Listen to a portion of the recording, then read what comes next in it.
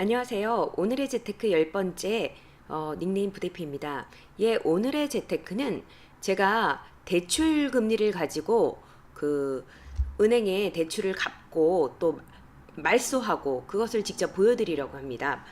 이미 제가 오늘 아침에 하고 왔거든요. 제가 2015년에 사게 된 그 오피스텔이 하나 있습니다. 가격은 한 2억 3천 정도인데요. 이렇게 제가 보니까 이자가 1억 6,500이었습니다. 1억 6,500. 1억 6,500에 대한 이자를 제가 왜 오늘 다 상환했냐? 금리가 7월 28일로 끝나는 게 제가 3개월 동안 지금 7월에서 8월, 8월에서 9월, 10월까지 이자를 80만 원대를 냈습니다.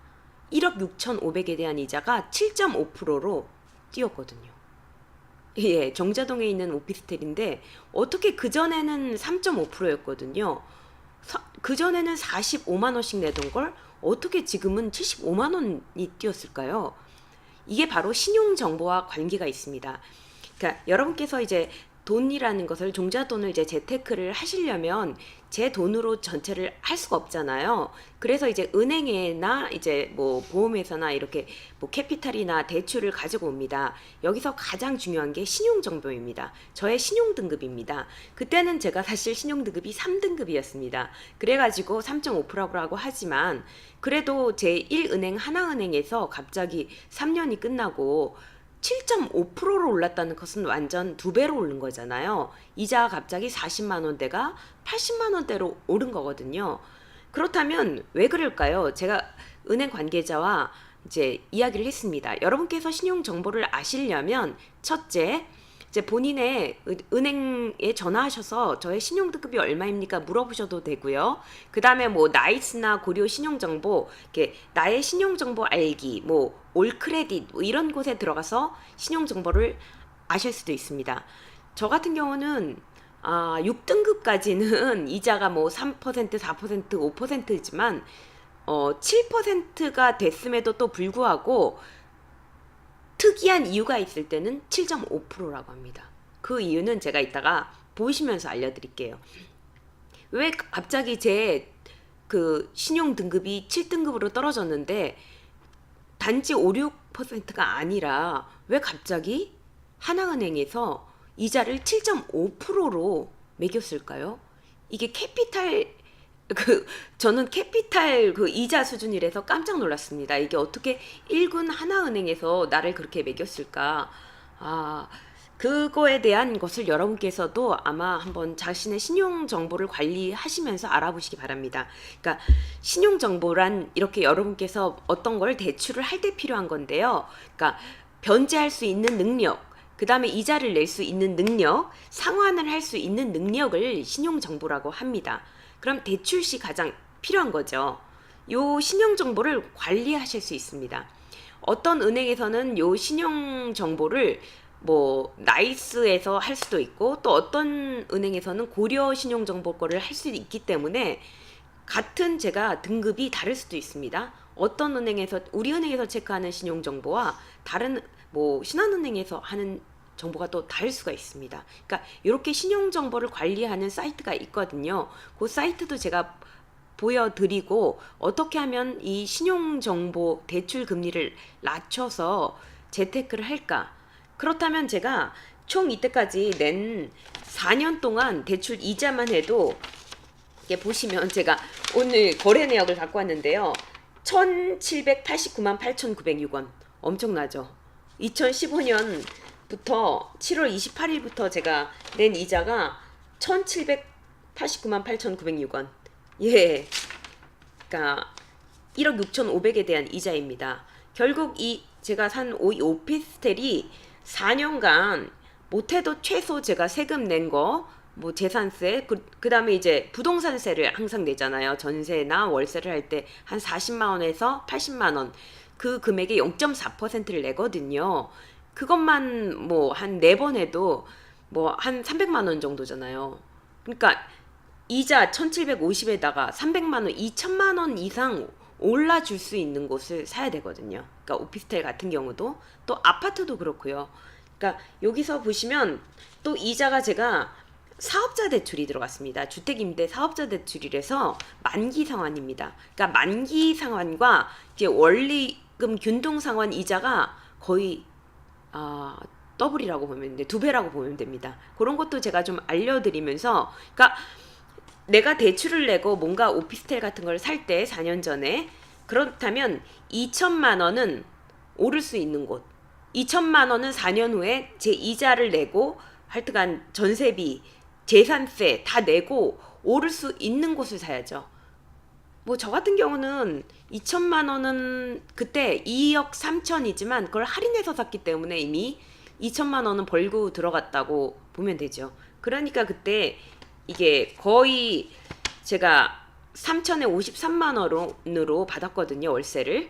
그러니까 50만 원에 대한 것 거의 뭐 한 1600 정도는 이제 월세로 냈죠.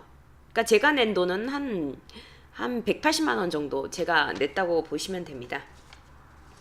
그렇다면 거의 한 오피스텔이란 물건이 2천만 원 올라줘도 이렇게 다 내고 나면 2천만 원 정도가 뭐 똔똔이고, 또 저희가 월세로 받는 것 있잖아요.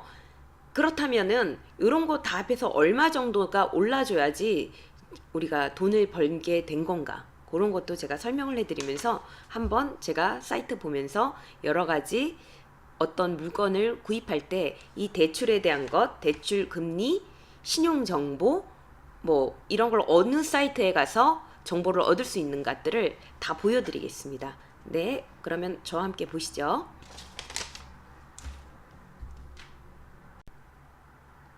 네, 아까 보여드린 것처럼 제가 이렇게 알려드린다면, 오늘 이자, 오늘 한 재테크는요, 대출을 상환했다는 거죠. 예. 이렇게 오피스텔에 대해서 대출 1억 6,500이 이자 7.56%로, 진짜 3%대 이자가 3년 전에는 근데 7월로 올라가 버렸거든요. 그럴 때는 어쩔 수가 없어요. 전세를 받아서 이제 월세는 끝내는 거죠. 이제 전세를 제가 받았어요. 그래서 2억을 받아가지고 2018년 10월 18일 오늘 갚았네요. 7.56%. 예. 이게 원래 이자 내는 날이 항상 28일이거든요. 그래서 10일간 앞당겨져서 이자가 68만 3천 원 낸 거고요. 1억 6,500만 원을 대출 상환했습니다. 너무 뜻깊은 날이죠.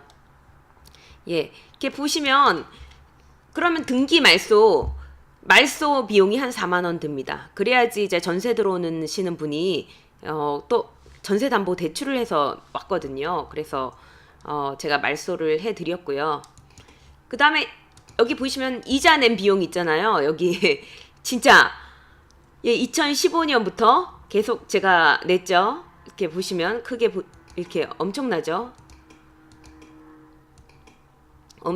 그때까지는 뭐 43만 원 요런 게 그 코픽스 플러스 금리로 나와요. 이따가 개념에 대해서도 좀 알려드리고요. 또 이렇게 보시면 그래서 제일 중요한 거, 이자를 아까 전에 말처럼 1789만 8천 원까지 냈다. 예. 2015년부터 지금까지 6개월 뭐에서 39개월을 냈네요. 제가 3개월 더 7.5%대 여기 보면 88만 원 이때부터 바뀌었죠. 이자가 40만 원대에서 88만 원으로 바뀌었죠. 너무 올라서 여기 보시면 총 낸 비용, 이자 많이 냈습니다. 그렇다면은 여러분께서 대출 이자를 제가 이렇게 보여드릴게요. 네이버에서 대출 이자 계산기를 하면 3년에 3.5%, 저는 만기 일시였어요. 자, 대부분 사업자 대출은 이자만 내는 거였어요. 이자만 40만 원대. 그게 총 낸 돈이 1억 6,500에 1,732만 5천 원 플러스 제가 아까 전에 3개월 동안 7%대로 한 거죠. 하지만 이걸 원금 균등 계산하게 하면 890만 원밖에 안 내잖아요. 이거는 자기의 원금과 함께 이자를 낸 경우, 원리금 균등 거의 만기 일시 이자가 엄청 많죠. 만기 일시 이자는 2배로 올라가죠. 예. 그러니까 이자 대출 금리는 원리금 균등, 원금 균등 만기일시인데, 그러니까 거의 이제 돈이 현금이 유동성이 적을 때는 이렇게 만기일시로 하는 거예요. 이렇게 보시면. 그다음에 이거를 제가 7.5%대로 올리면 이 1억 6천에서 개월수로 3개월간 제가 더 이자를 냈으니까 300만 원. 네. 지금 제가 7월 28일이 끝나는 날인데 10월 18일 때니까 거의 300만 원 이자를 더 낸 거죠. 7.5%로 올라가서. 네. 그렇다면 이게 여러분께서 신용 정보를 잘 관리하셔야 되는데요. 그러니까 은행 연합회에 들어가시면 그 금융 자료실에 보면 여기 코픽스라는 게 나와요. 그래서 이 코픽스에 대한 정의, 코픽스란 무엇인가? 요거에 대한 이자 금리, 뭐 코픽스는 국내 8개 은행이들이 제공한 자금 조달 관련 정보를 기초로 하여 그 자금 조달 비용 지수로 잔액 기준 코픽스라고 하는데 플러스 뭐 몇 프로를 더해서 뭐 이런 식으로 어떤 거를 은행마다 다 적용하는 게 다르지만 저는 코픽스를 많이 적용하는 걸 봤었고요. 이자도 다 나와요. 여기 보면 은행 수수료에 대한 대출 금리에 대한 이해, 뭐 은행 업무 정보, 대출 금리 이런 것도 예금 금리. 요즘 예금 금리는 여기 보시면 이렇게 검색 다 나오거든요. 여기서 뭐 신한은행을 한번 봅시다. 검색하면 금리 1년에 지금 1.35%밖에 안 되잖아요. 근데 이제 대출 이자는 엄청나죠. 신탁금리, 개인 종합자 연금저축 금리, 대출 금리. 어떻게 대출 금리는 이렇게 됐을까? 적격 대출, 보금자리론, 금리 비교. 그래서 상품 소개, 금리 비교까지 다 들어갑니다. 연체 이자율, 연체 금리, 연체하시면 그래서 여러분께서 이렇게 보시면 되고요. 그렇지만 이제 대출 금리에서 주택 아파트 담보 대출을 뭐 이런데 뱅크몰 같은 뭐 뱅크론 이런데 찾아보면 이제 오피스텔 담보 대출 뭐 이런 금리 비교가 돼요. 제가 분당구에 그 오피스텔을 해서 2억 3천만 원 조회하게 했더니 지금은 50에서 70%, 55% 한도 비율이 나오네요. 3%, 4%, 4% 이렇게 나오는데 왜 제가 여기에 이유가 있습니다. 여기에 이유가 왜 제가 7.5%로 올라갔냐면 제가 저희 집 담보가 집이 있는데 집이 이미 2.9로 한 2억 7천 담보가 돼 있었어요. 근데 이번 3월에 제가 5,700을 제2금융권 블라블라 상호저축에서 7.5%에 냈습니다. 그러니까 이미 제 집에 있는, 그러니까 뭐 신용 정보는 제가 하는 모든 거래 내역과 다 연관이 돼요. 제가 하는 모든 거래 내역과 저의 집 담보로 2.9%가 들어가 있는데 2억 7천이 제가 집값이 올라서 좀 투자를 하려고 5,700을 상호저축에서 냈거든요. 상호저축. 예, 저축은행에서 7.5%를 했더니 하나은행에서 연락 와서 하는 말이 저축은행에서 7.5%이기 때문에 저희도 그 이율 정도가 됩니다. 더 싸게 해주실 수는 없나요? 했더니요.